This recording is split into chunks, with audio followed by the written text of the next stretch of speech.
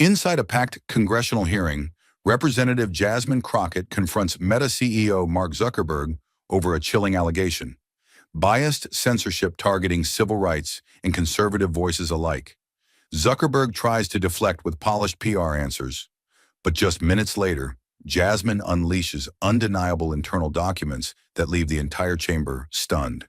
His empire begins to crack, public trust plummets, and even Meta's own shareholders demand his removal.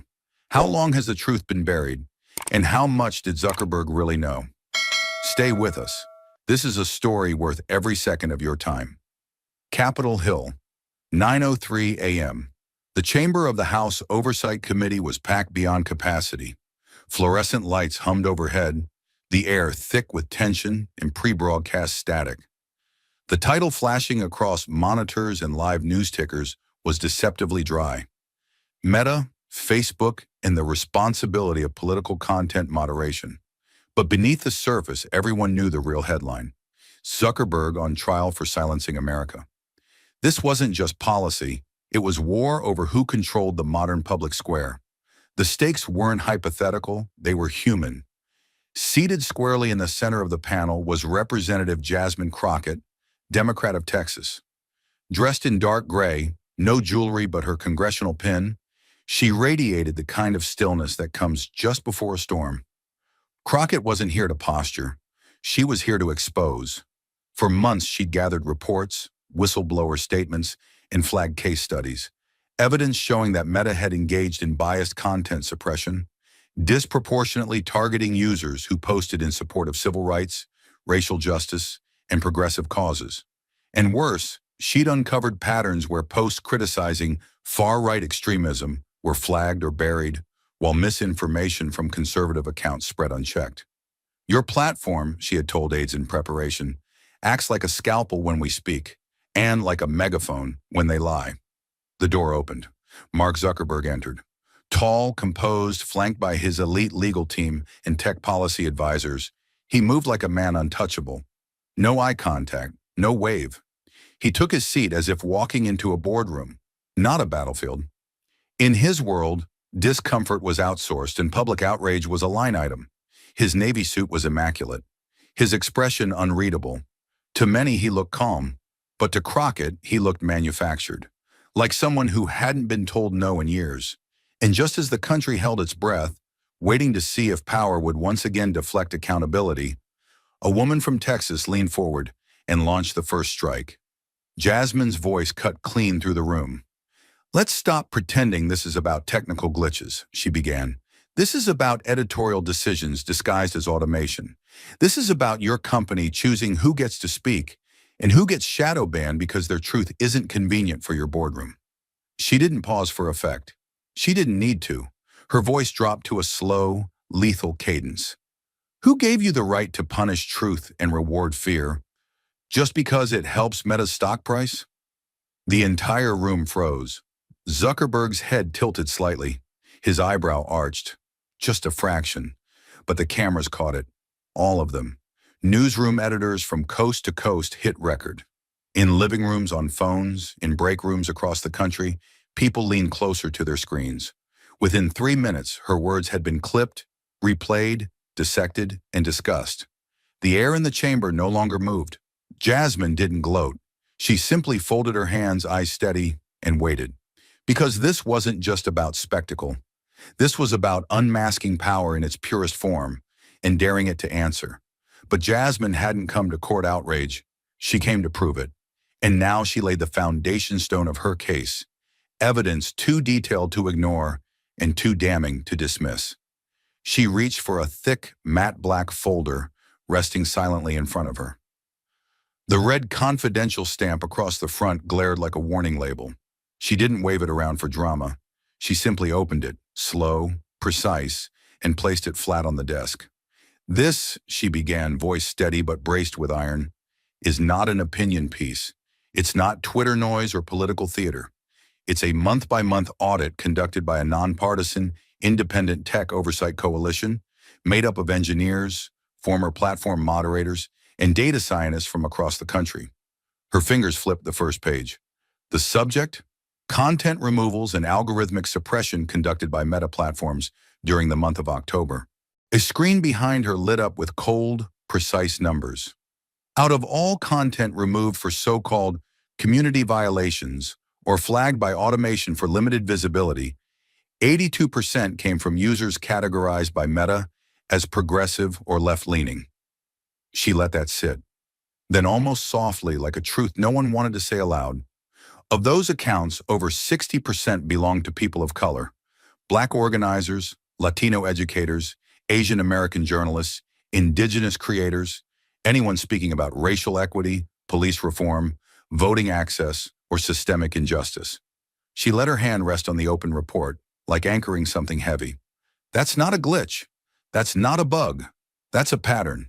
And patterns, Mr. Zuckerberg, are design. The silence in the room thickened. One of the lawyers beside Zuckerberg scribbled a note, avoiding eye contact. Jasmine looked up at the panel, then turned fully to face Zuckerberg. Your company, she said, has effectively written an invisible code that penalizes people for telling the truth about their own lives, while giving lies, propaganda, and hate an open runway. She began reading, directly from the audit.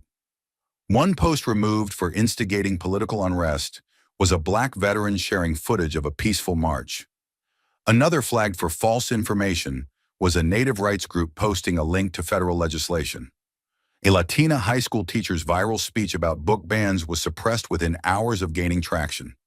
Again and again, Jasmine said, each example delivered with surgical precision. Content from marginalized voices was removed, buried, or slowed, not because it was harmful, but because it was uncomfortable. Then she closed the folder, not with a slam, but a quiet, final press. You've built a machine, she said, where outrage sells, but justice is punished. She leaned forward slightly, voice low but unwavering. And when the cost of telling the truth is invisibility, then no one is free, not even the ones who think they're in control. Zuckerberg didn't speak, not yet. The weight of the numbers sat too heavily, but across the country, millions were watching, and many of them saw themselves in those stories, in those deleted posts, in those silent screens. Jasmine met his eyes. This isn't about Democrats or Republicans. It's about accountability. It's about who gets to speak and who gets digitally erased the moment they say something that makes your advertisers nervous. Her voice cracked slightly, but only for a second. And I won't sit here and let you call that neutrality. It's discrimination with a user interface.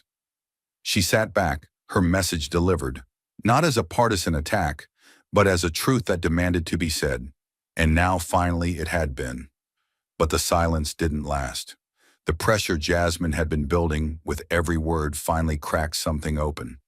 And Mark Zuckerberg responded, not with calm, not with logic, but with ego and heat. He didn't raise his hand. He didn't wait for a pause. Mark Zuckerberg, who had sat motionless for most of the hearing, suddenly leaned forward, his voice slicing across Jasmine's last sentence like a blade. I've listened to enough, he said, louder than anyone expected. The tension in his throat gave his voice a slight tremor, not from fear, but from anger he clearly hadn't planned to show. I've sat here for hours while you throw around accusations based on bias and politics, not fact. His eyes locked onto Jasmine, and for the first time the room saw the man behind the empire. Not the executive, but the operator. What's truly dangerous to this country, he continued, his voice climbing, are people like you, people who don't want solutions, people who want attention, who sit in that chair not to protect the public, but to perform for them. The air shifted. Several heads turned toward him in disbelief. One aide stiffened. A Republican on the panel raised an eyebrow, but said nothing. On the Democratic side, jaws clenched. No one interrupted. Not because they agreed, but because no one expected him to go personal, and certainly not so soon. His legal counsel looked visibly tense, a hand twitching toward his microphone as if to intervene, then pulling back. The outburst had already happened. The room was already watching, and the man who once built the most powerful communication platform in history had just used it to insult a sitting congresswoman in front of the entire nation. Jasmine didn't respond immediately. She simply stared at him, calm, composed. Her eyes didn't harden. They focused. 3 seconds passed, then 4. She didn't flinch, didn't fidget. She let the weight of his words hang in the air like smoke, choking the space between them. And when she spoke, her voice was quiet, but unmistakably clear. "You say I want attention," she said, "but I didn't ask to be erased by your algorithms. I didn't ask to be shadow banned for defending my constituents. I didn't come here to be insulted. I came here because people who look like me, who fight like me, and who vote like me are being digitally silenced by a system you created and refused to fix." Her tone didn't rise. It didn't need to. Every syllable was sharp, each one delivered with the force of someone who had endured too many rooms like this. "You think I want a spotlight?" she continued. "No, I want a microphone that doesn't mute the truth. And I want answers. From you. Not anger, not deflection, just answers." A hush fell over the room again, but this time it was different. There was no outrage, no movement, just the reality that something had shifted. Jasmine Crockett hadn't just held her ground. She'd made it impossible for anyone, Zuckerberg included, to look away from what was now clearly visible. Who held the power, and who was finally being asked to account for it? Fan but Jasmine, John Joy Mat, Voy Zuckerberg's Hein. Now she turned to his past, a moment when the truth knocked loudly on his door, and he locked it shut. She reached for the final folder, thinner than the others but clearly more worn. Edges curled, tabs faded, its weight not measured in pages but in consequences. She didn't hold it up like a prop. She opened it gently, as if she were laying bare something that should have been exposed years ago. "Mr. Zuckerberg," she began, voice low but steady, "before you ask the country to believe that Meta's mistakes are unintentional, I want to remind you, and this chamber, of a moment when you had every chance to act and chose not to." She tapped a page, then slid it to the clerk to be displayed on the overhead screen. It was a 2015 internal memo sent by a senior data security officer at Facebook. The contents were clear, clinical, and devastating. "This document warned you," she said, looking directly at Zuckerberg, "that third-party apps, like those used by Cambridge Analytica, were harvesting data from millions of users, including their friends, without consent. Not hypothetically, not vaguely. It was happening in real time." Her voice didn't rise, but the tone sharpened. It named the threat, it predicted the risk, and it urged immediate intervention. The screen highlighted one line in red, underlined by the original sender. "Recommend notifying users, halting API access, and initiating full audit to prevent mass exposure." Jasmine paused, letting the room absorb it before continuing. "You saw that warning. It was sent directly to your office. That was October 2015, almost 6 months before the 2016 election campaign shifted into full gear. Almost 3 years before the scandal broke publicly. And in that time, over 87 million Facebook profiles were scraped and funneled to a political consulting firm using psychological warfare tactics to influence voters." She picked up the second document, this one thinner, more damning. "And your response, according to the internal reply thread, was just 2 sentences long." She read it aloud. "Acknowledged. Let's monitor. No public action. Could create unnecessary panic or impact investor confidence." Her hands dropped to her lap. "Let's be clear," she said, her voice now razor sharp in its restraint. "You weren't protecting users. You were protecting your stock." Her words echoed with quiet fury, not performative rage, but the exhausted anger of someone who had seen this story before. "You had the opportunity to prevent one of the most profound breaches of democratic trust in modern history, and you calculated that it was easier to absorb the fallout later than tell the truth now." She leaned back, but her eyes never left him. People had their information stolen, manipulated, weaponized. Some of them were teenagers. Some were veterans. Some were immigrants already afraid of surveillance. None of them knew they were pawns in a game they never agreed to play. She paused, letting the silence stretch just long enough. And the person who could have stopped it chose to stay quiet. The room held its breath. There were no murmurs now, no camera clicks. Just the reality of what had been laid bare. A decision made in a quiet office years ago, now echoing across a nation still struggling with its consequences. Jasmine didn't raise her voice. She didn't need to. The truth had spoken for her, and this time, it couldn't be buried.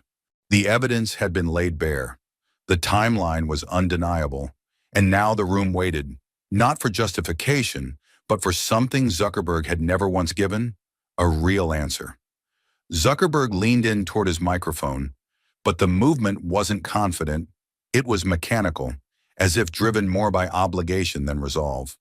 His fingers clasped together tightly, knuckles paling. For the first time during the hearing, his gaze faltered, drifting past the committee and toward his lead counsel seated behind him.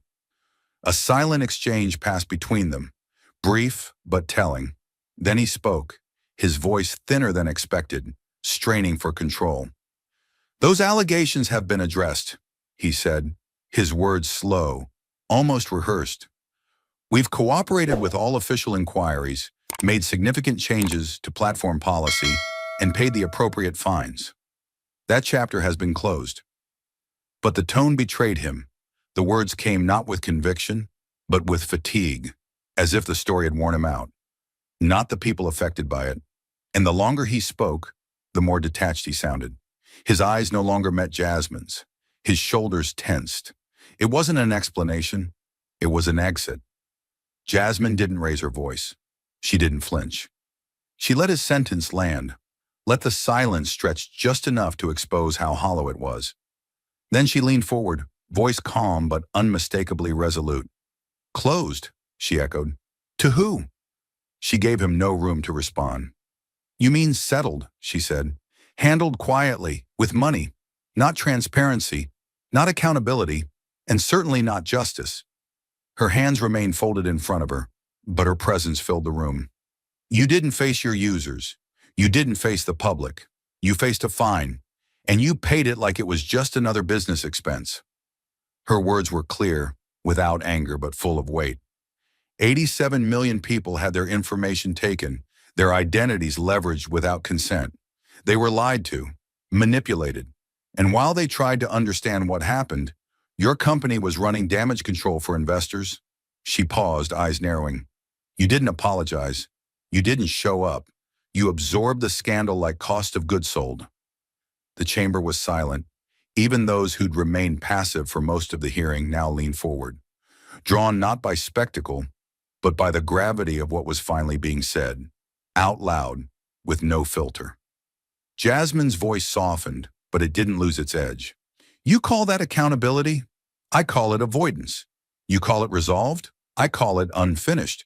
Because until you stand here and acknowledge the harm, not just in legal language, but in plain human truth, you haven't answered for anything." And she sat back, hands still steady, eyes unblinking. She hadn't delivered a takedown. She had delivered truth, the kind no settlement could erase, the kind a nation had been waiting to hear, clearly finally from someone who refused to let silence be enough. But Jasmine wasn't just interested in what Zuckerberg had done. She was here to expose how he'd done it, not with a public hand, but with silent lines of code designed to make truth disappear without a trace. She turned back to the screen, and with a quiet tap on her tablet, the room dimmed as a muted video began to play. The footage wasn't polished, it wasn't staged. It was raw, real, captured from inside a Meta internal operations center by a whistleblower whose face was blurred, whose voice had been distorted, but whose words needed no help to land. On screen, a dashboard flickered. Labels scrolled across the interface like warnings. BLM. Reparations. Voter suppression. Each of them was tagged with a gray icon, an I crossed out. Content bearing those terms wasn't deleted. It wasn't flagged publicly. It was simply pushed out of sight. Jasmine stood beside the screen, her voice low but unwavering. "This is what shadow banning looks like in real life," she said. "It doesn't announce itself. It doesn't tell you you've been silenced. It just ensures your voice can't carry." She let that linger. You write a post, you speak the truth, you hit publish, and it goes nowhere. Not because it's wrong, not because it's hateful, but because it's inconvenient. The video showed a meta moderator silently dragging a visibility slider down for a post that read, "Black Lives Matter isn't a slogan. It's a warning." The system's internal note blinked. Reduced visibility by 85%. Flagged for high-impact keyword volume. The screen froze. Jasmine turned back to Zuckerberg, who now sat stone still. These weren't isolated incidents. This was standard operating procedure, a quiet censorship of speech that challenged the status quo, coded into the very logic of your platform. Her voice was clear, unembellished. And let's be very clear, the content affected wasn't violent. It wasn't disinformation. It was the lived reality of people who have been fighting for civil rights longer than this company has existed. For a long moment, Zuckerberg said nothing. He didn't fidget. He didn't reach for water. He just stared forward, as if searching for a response that wouldn't land flat. Finally, he spoke, but it came out thin, his voice more cautious than confident. That's the algorithm," he said slowly. "It isn't directed at anyone. No one person is making those calls." His tone was even, but his eyes flicked briefly toward his counsel, betraying the fragility behind the words. Jasmine didn't blink. She didn't raise her voice. Instead, she leaned in, just enough for her voice to carry with forceful clarity across the chamber. "And who wrote the algorithm, Mr. Zuckerberg? Angels?" The question cracked through the stillness, so plain and pointed it didn't need a flourish. A dry, bitter laugh rolled out from the gallery. One, then two, then a soft ripple. Not amusement, recognition. The sound of people hearing something they'd felt for years finally spoken aloud. Jasmine didn't smile. She didn't look away. She held her stare, and with it, the truth. Behind every neutral algorithm was a choice, and behind every choice was a man who built the machine to serve power, not justice. She had laid bare the mechanics of silence. Now she was going to ask the question that made silence impossible. Jasmine didn't raise her voice. She didn't need to. Her authority in that room wasn't built on volume. It was built on truth. She turned fully toward Zuckerberg, her gaze leveled, sharp but steady. Not hostile, not emotional. Just rooted in something deeper than any document on the table. Lived reality. Her words, when they came, moved slowly. Not like an attack, but like a scalpel. "Mr. Zuckerberg," she said, "do you truly believe that a white man who has never experienced discrimination because of his race, who has never worried about whether his name or his voice would be heard, should be the one deciding which conversations are seen or buried by billions of people across the world?" She let the question settle, then added quieter but heavier, "Especially people like me?" The weight of the room shifted instantly. The temperature seemed to drop. It was no longer a policy debate or a media headline. It was personal now, not just for Jasmine, but for every person watching who had ever wondered why their truth didn't trend, why their voice was always 2 steps behind a system that claimed to be neutral. Her tone wasn't accusatory. It was exact, measured, too precise to ignore, too human to deflect. She wasn't asking if Zuckerberg had intended to cause harm. She was asking whether he had ever questioned if he should be the gatekeeper at all. Zuckerberg froze, not dramatically, just enough that the stillness became visible. His eyes didn't meet hers. Instead, they flicked downward, toward the nameplate in front of him, then toward his hands, which had unconsciously started folding into each other beneath the table. For a man so often framed as composed, his silence was revealing. This wasn't about platform policies anymore.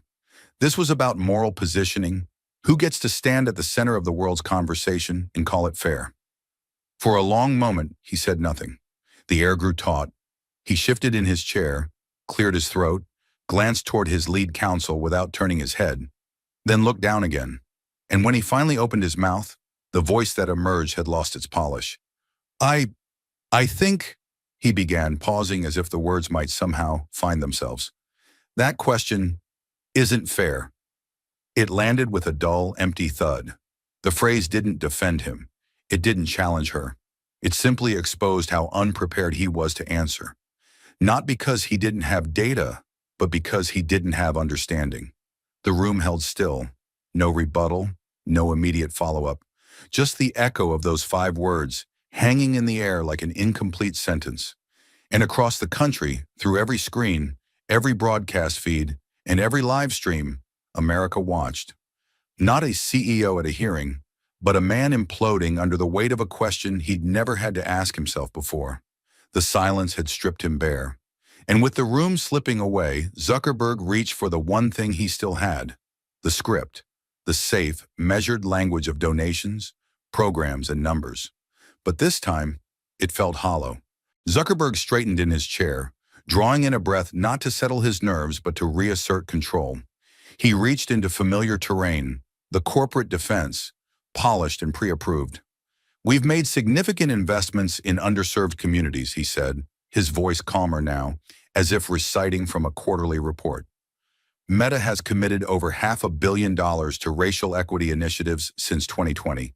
That includes funding for Black-owned small businesses, digital literacy programs, and scholarships for students from marginalized backgrounds." He glanced around the panel, his tone shifting slightly into something almost performative.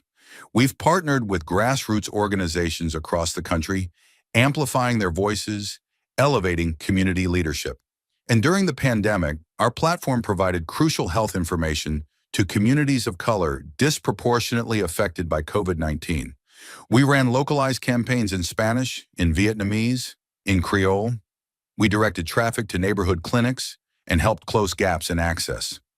It was a well-constructed monologue, impressive on the surface, rich in detail. But something vital was missing. Not facts, feeling.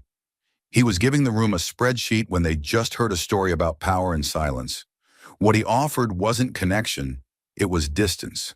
A list of bullet points delivered in a tone that never once acknowledged the question that had broken him moments earlier.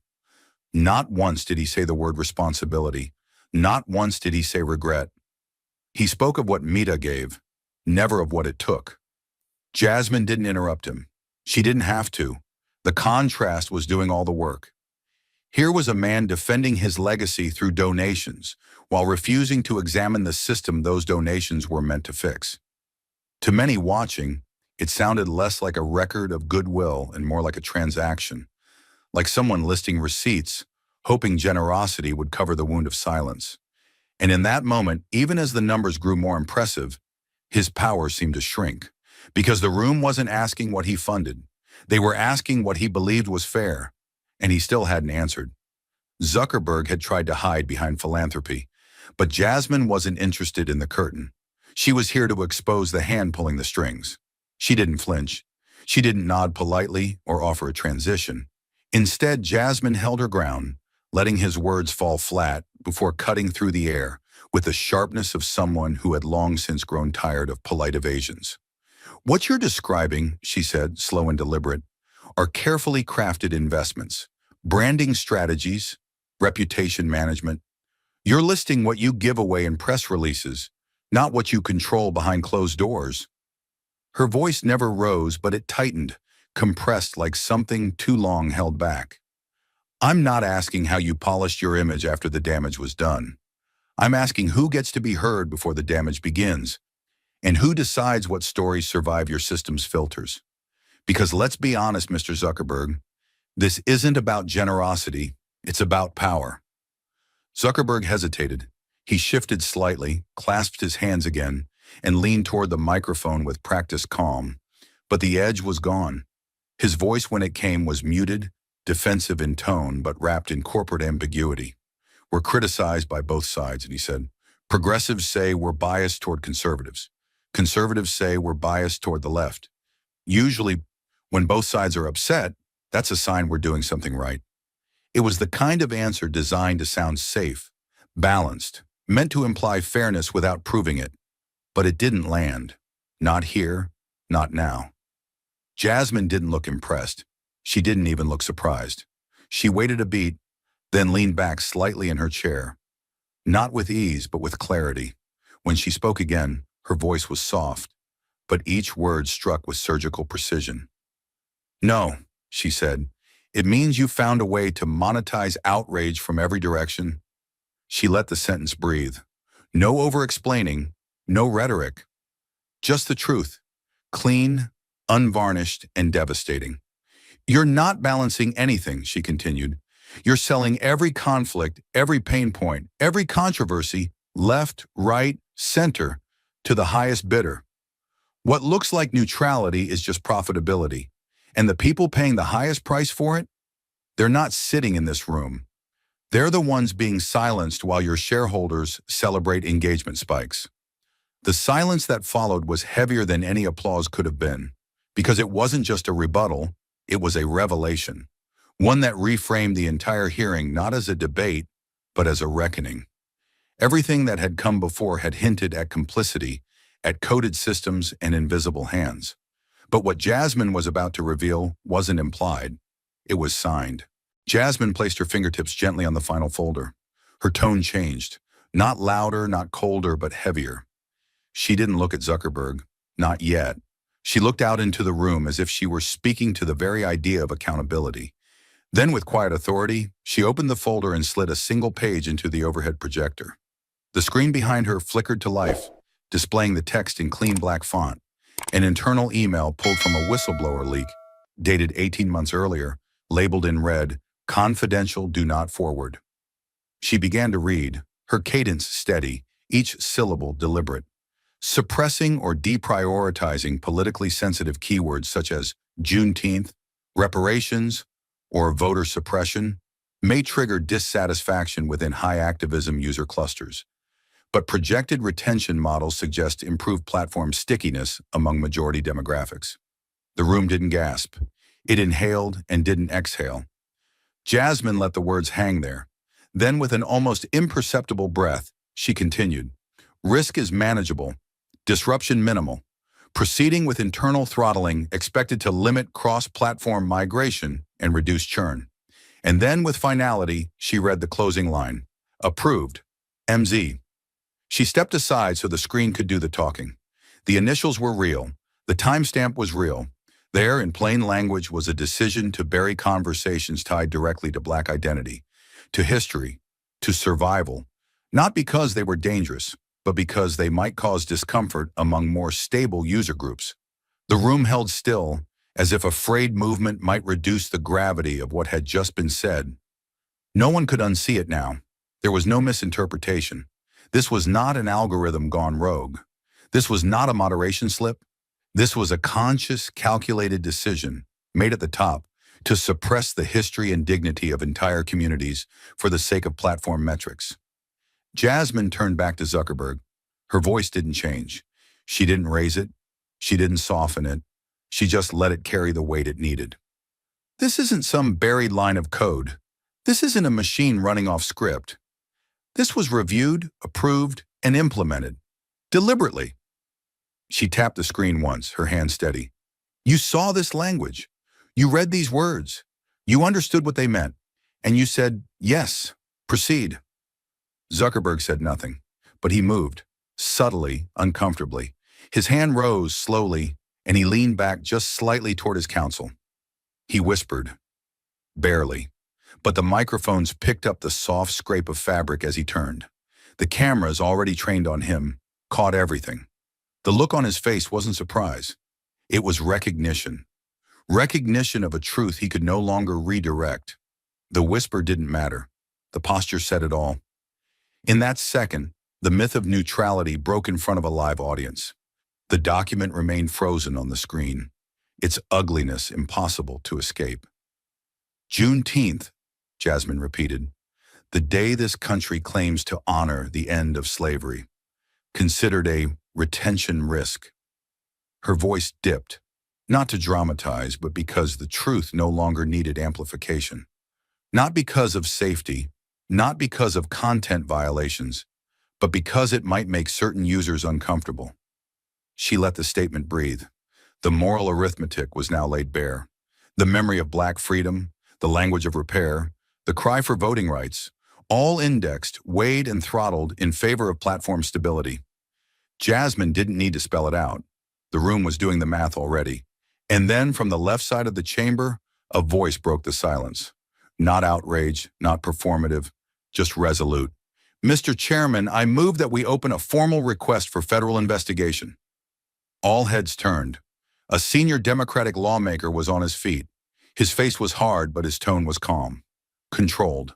The kind of calm that comes when evidence speaks louder than partisanship. I believe we now have grounds to pursue whether executive-level decisions at Meta violated constitutional principles surrounding the unequal suppression of political speech, particularly that of historically marginalized communities. He didn't raise his voice. He didn't need to. The moment had spoken for itself. The request was not theater. It was a legal trigger. Jasmine remained seated, her hands folded neatly in front of her. She didn't smile. She didn't look victorious. She looked tired, but unbroken. Her work in that moment wasn't about proving a point. It was about giving the truth nowhere left to hide. Across the country, the footage played unedited. Millions saw the same screen. Millions read the same sentence. Approved, it NMC'd, and millions understood. There are some decisions that cannot be explained away by algorithms or market logic. Some choices live forever in ink, and today that ink had been held up to the light. The chamber was already heavy with the weight of one revelation, but it was about to rupture. Because Jasmine wasn't the only one who had come to speak today. Somewhere inside the system, someone had kept receipts, and now he was ready to be heard. It began with a low stir from the back of the room, security murmuring into earpieces, a sharp nod from a clerk, and then the unmistakable sound of a name being whispered across the panel in quick succession. Within moments, Chairman Brewster leaned into his mic and addressed the room with a tone that gave away both surprise and urgency. "We've just been notified," he said, "that a former executive from Meta's internal policy team has requested to address the committee. He has submitted sealed documents under whistleblower protection. I'm invoking Rule 17 to allow immediate testimony." A rustle of tension swept across the room like wind through dry grass. Journalists lifted their phones. Staffers exchanged hurried glances. Even Zuckerberg's legal team sat forward in sudden stiffness. And then the doors opened. He walked in alone. No entourage, no theatrics. Just a slim man in his early 40s, wearing a dark gray suit and carrying a manila folder under one arm like it weighed 100 pounds. His name tag read, Daniel Rowe, former director, Content Integrity, Meta Platforms, Inc. He moved quietly, but with purpose, like someone who'd waited too long for silence to become unbearable. The air in the room tightened. Every lens tracked him as he approached the witness chair beside Jasmine's table. He sat down, adjusted the mic, and with no preamble, no hesitation, spoke directly into it. "My name is Daniel Rowe. I served as Director of Content Integrity at Meta from 2017 to 2021. During that time, I was responsible for internal reviews of moderation protocol, escalation patterns, and blacklist operations for controversial language clusters. I'm here today because the public deserves to know what Meta never intended to release." He opened the folder. Inside were 3 sheets of paper, thin, stark, but already radiating consequence. He held up the first. "This," he said, "is a schema blueprint for a content control system internally codenamed Project Blacklist. It was not disclosed publicly, nor mentioned in any shareholder reports. Its function was simple: automatically identify, tag, and suppress content using a weighted scoring system tied to language deemed reputationally high risk." The screen lit up as the document appeared, an engineering outline with keywords mapped across categories and numeric scores beside each. Category: race relations. Under it: systemic racism. Risk score: 8.2. Police brutality. Risk score: 9.1. Black liberation. Risk score: 9.8. These terms, Daniel continued, were never flagged for misinformation, violence, or spam. Their only crime was discomfort. Their presence in a post would trigger a deboost protocol, lower visibility, delayed search indexing, and in many cases, the content would never reach more than 5% of the user's own network. He paused, not to breathe, but to let the ugliness of it settle. Blacklist was not theoretical. It was used across platforms, Facebook, Instagram, and internally proposed for Messenger keyword monitoring. And it was approved by 3 executive offices. "I've submitted the full chain of authorization for the committee's review." Then he placed the second sheet under the document camera. This time it wasn't a schema. It was an internal memo. Meta letterhead, subject line in bold, finalization, risk suppression layer, racial equity keywords. And at the bottom, just above a green-stamped approved block, it read, M. Zuckerberg, executive review complete. The reaction was immediate, audible. Someone in the press row swore under their breath. A senator shook his head in disbelief. Jasmine, for her part, remained still, but her gaze sharpened with a focus that said, this wasn't confirmation, it was exposure. Daniel folded his hands and looked directly across the room to Zuckerberg. I sent that memo, he said. You saw it, you initialed it, you approved the framework, and I was told to implement suppression protocols immediately following that sign-off. Zuckerberg shifted but didn't speak. He glanced toward his legal counsel, then back at the paper, now projected 10 feet high for the country to see. Chairman Brewster cleared his throat. Mr. Zuckerberg, he said, would you like to respond? There was a long pause. Zuckerberg leaned in, gripped the mic with one hand, and said quietly but clearly, I've never seen that program before today. A full breath passed through the room, but it didn't break the tension. It only thickened it. Daniel said nothing. He didn't scoff. He didn't blink. He simply turned to the third page in his file, the final document. This, however, he said, is the authorization cover sheet. Every executive program required final review sign-off for high-sensitivity topics. This one bears the watermark of the CEO's desk, standard protocol for internal privacy tier decisions. He held it up. In the bottom right corner, dated and indexed, was a digital stamp, /MZ-final-authorization-blacklist-S1/. At that, even the most neutral faces in the chamber shifted. This wasn't abstract anymore. This wasn't plausible deniability. It was a signature, imprinted into Meta's own process, under a system that actively silenced voices fighting for racial justice. Zuckerberg didn't speak. He turned again toward his attorney, whispered something inaudible, then adjusted his posture. His shoulders were no longer set forward. They slumped, just slightly but visibly. The optics were damning. Daniel looked back to the committee, his voice steady. I didn't come here to ruin a company, he said.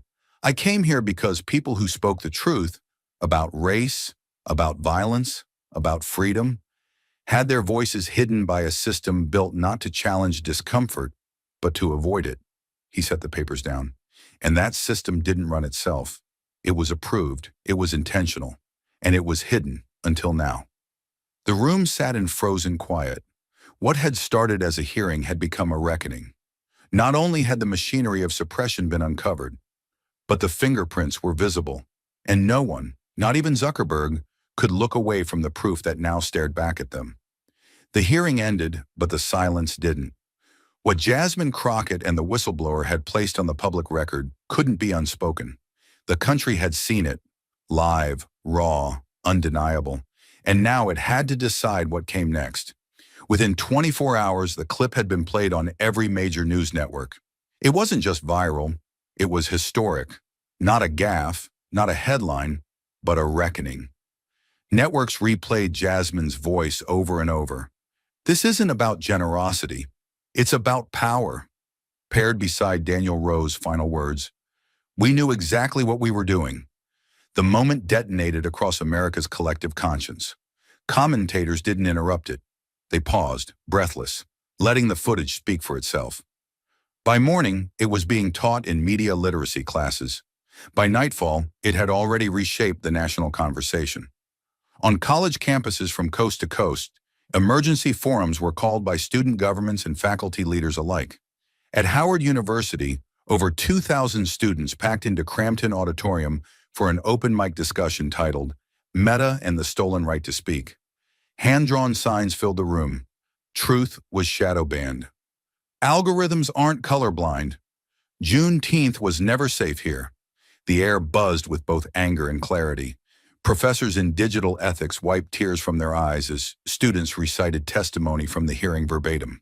The past decade of suspicion, of posts disappearing, of reach suddenly collapsing, had been validated.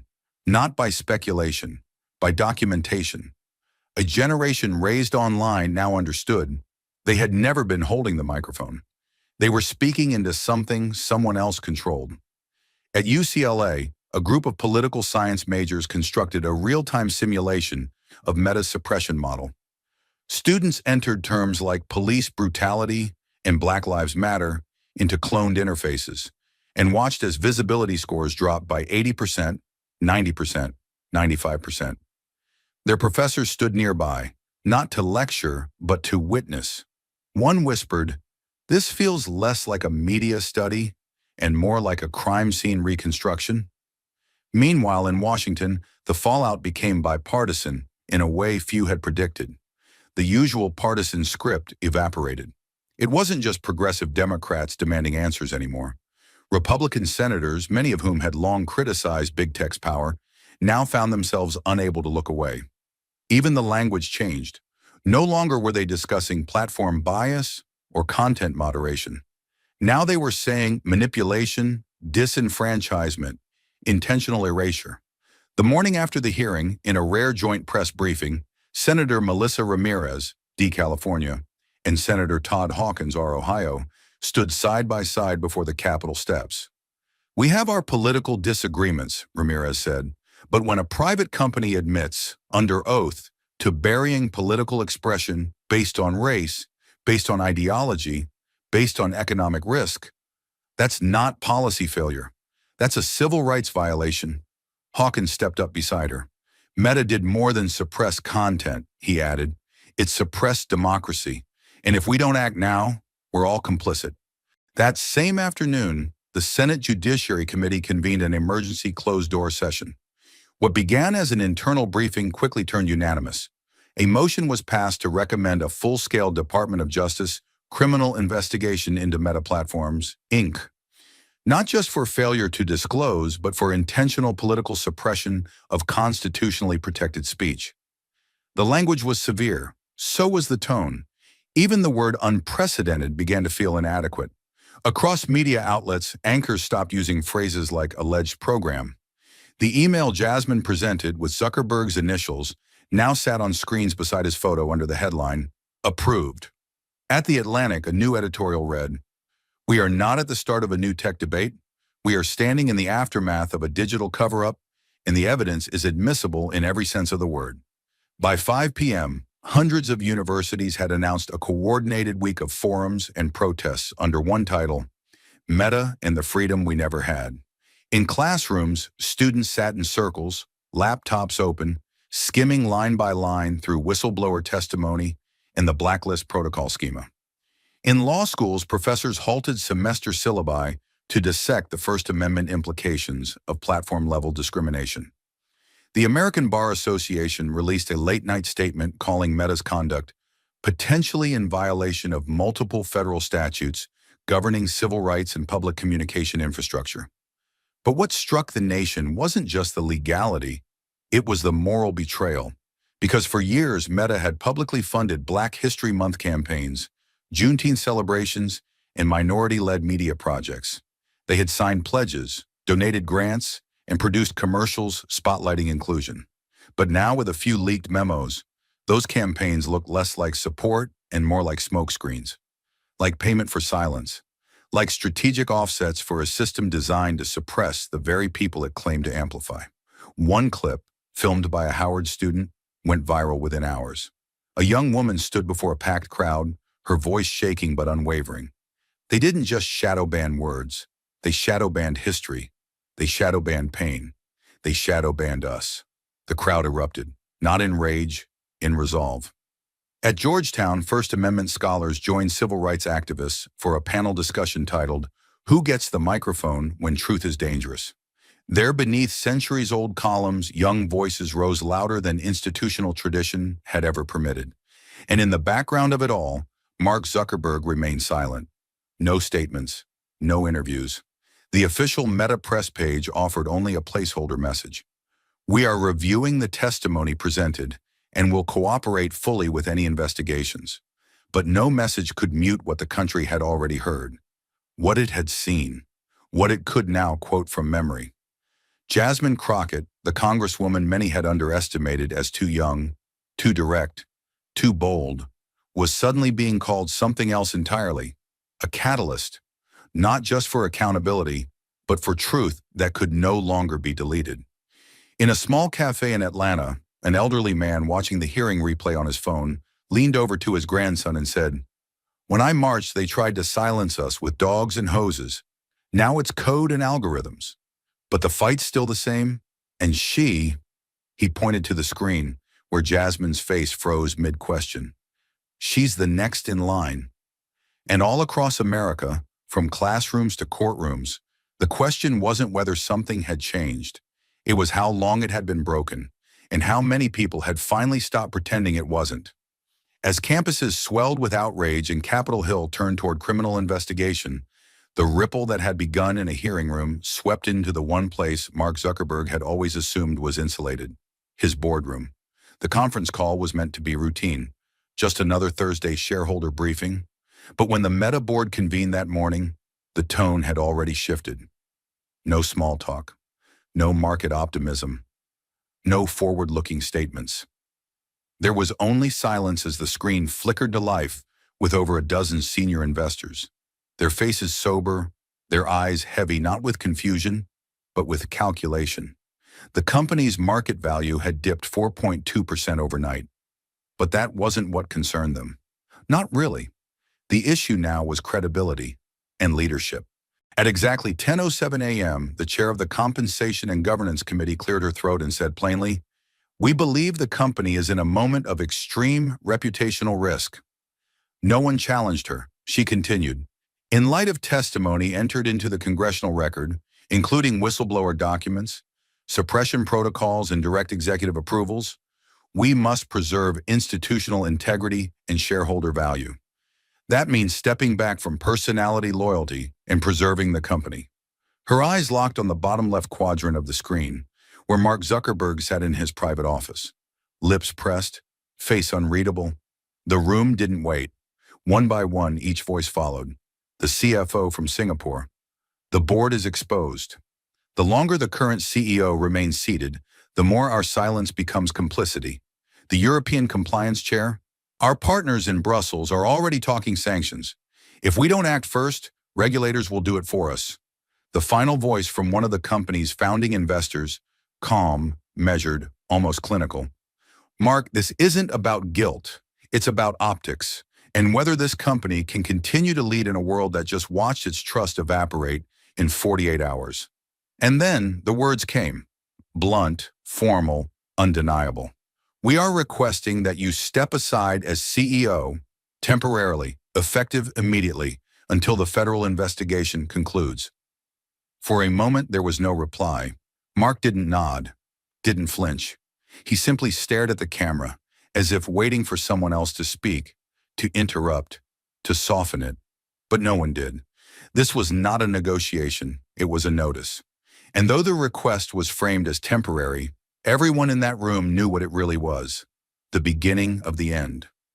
Outside the glass walls of power, the world moved faster than the boardroom could contain. Screens lit up across cities and continents as the hashtag number #TechIsNotNeutral surged with unprecedented speed. It had begun as a chant at Howard, a student writing it on a whiteboard beside Jasmine's photo. By that afternoon, it had been printed on shirts, spray-painted on walls, and turned into rally banners across more than 40 campuses. But it wasn't just students.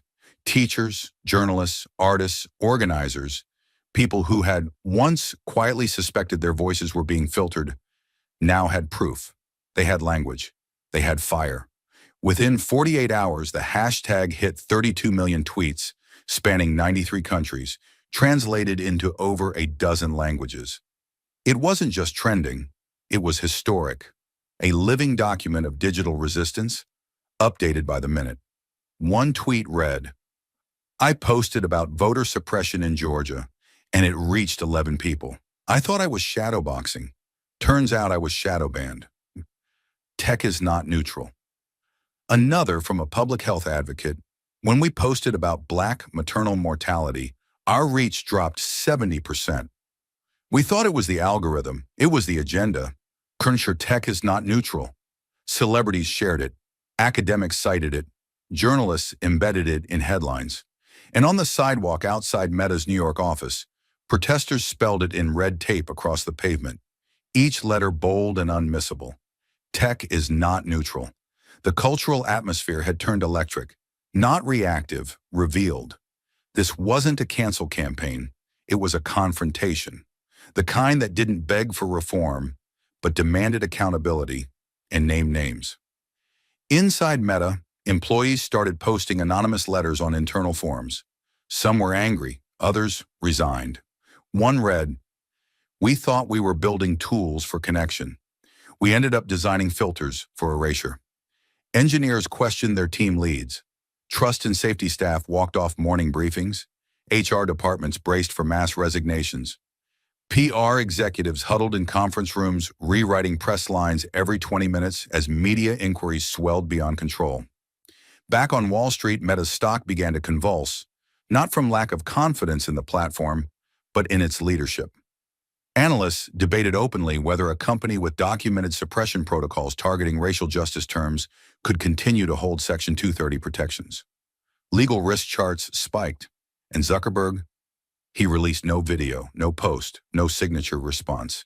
He went quiet, because anything he said now would live forever beside a screen capture that had already been retweeted over 5 million times.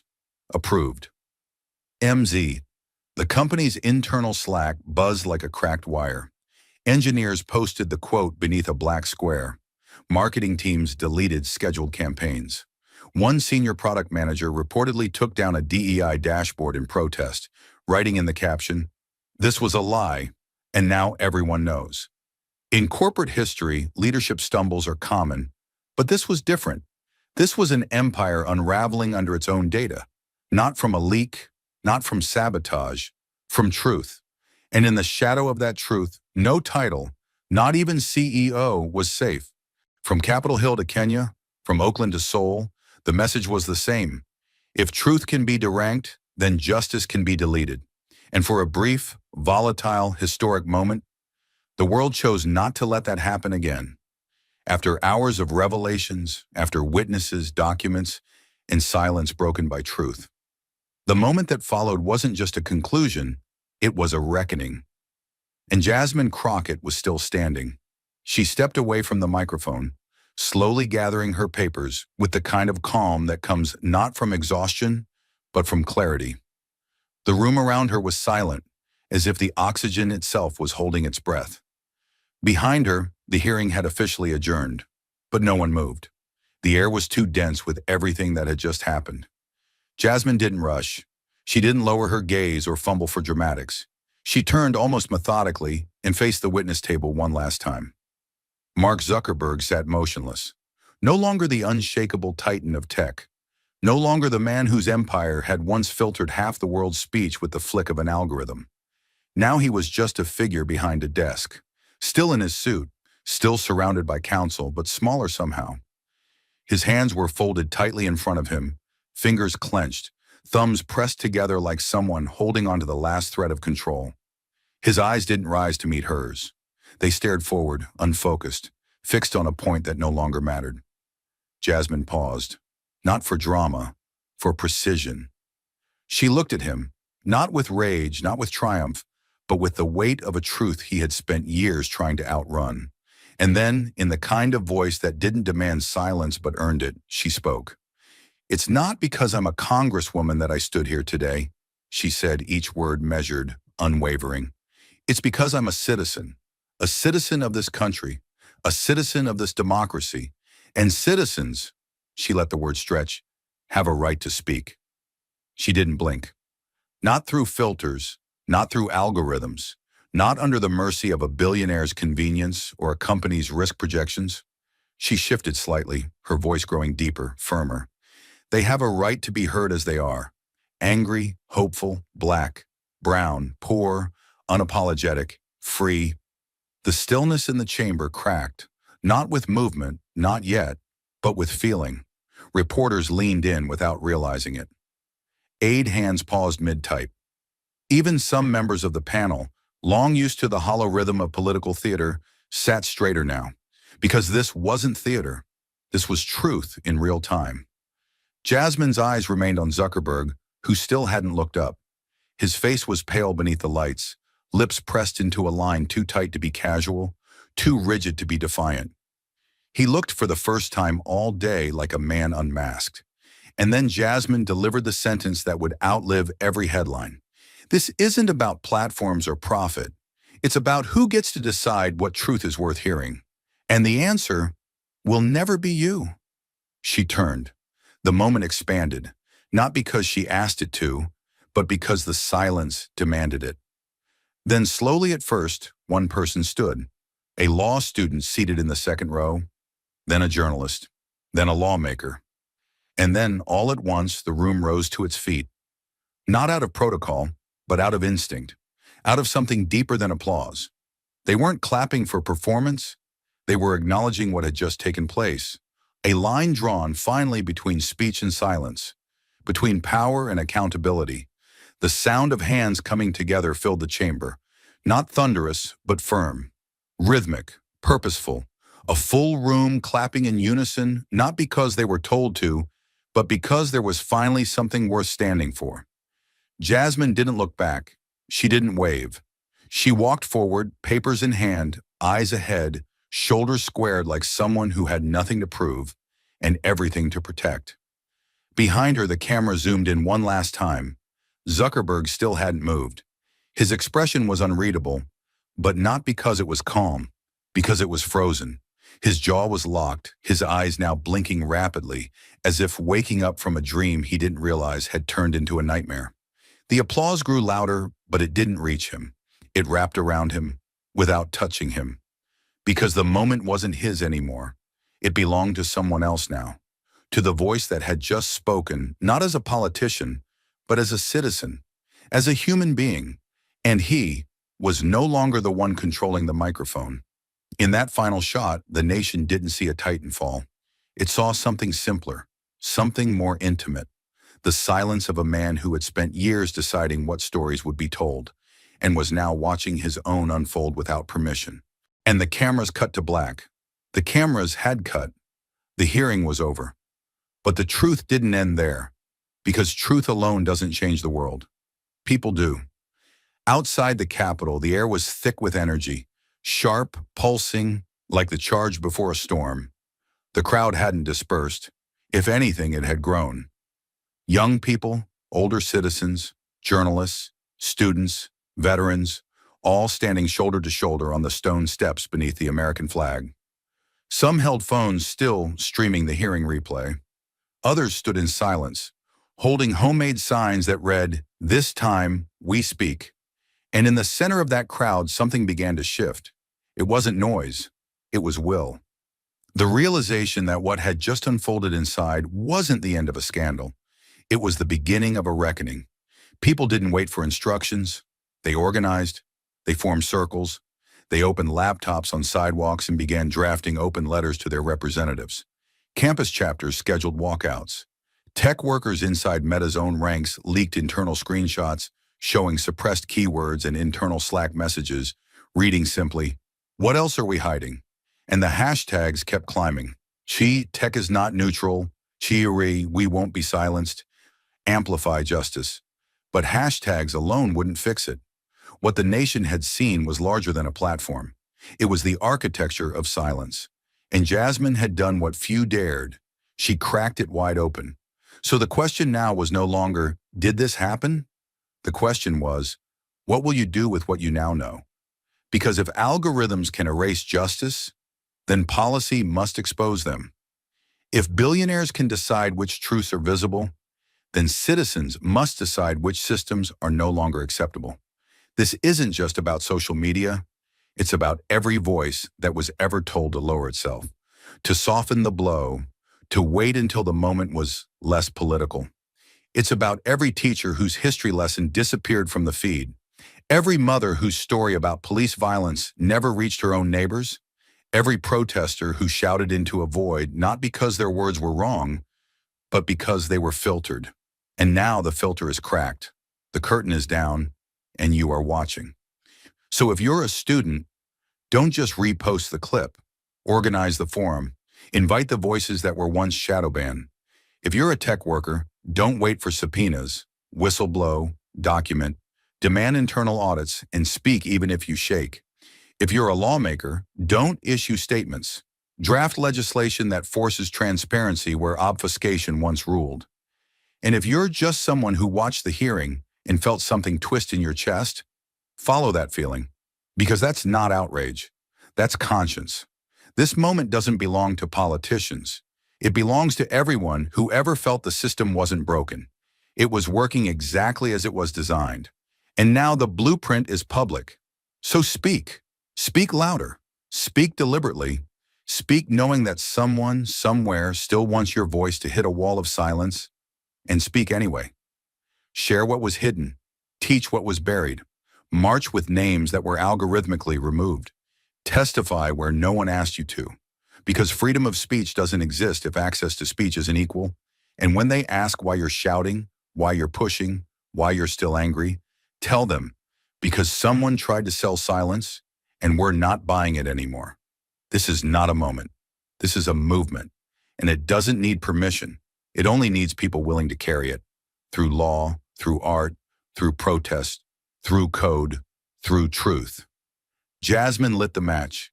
Now carry the fire. Thank you for watching until this moment and for standing with us on this journey for justice. Your support means everything. Like, subscribe, and turn on notifications so you never miss what's next. And we'd love to hear your thoughts. Leave a comment below and let us know what moved you most in this story. Together, our voices make a difference.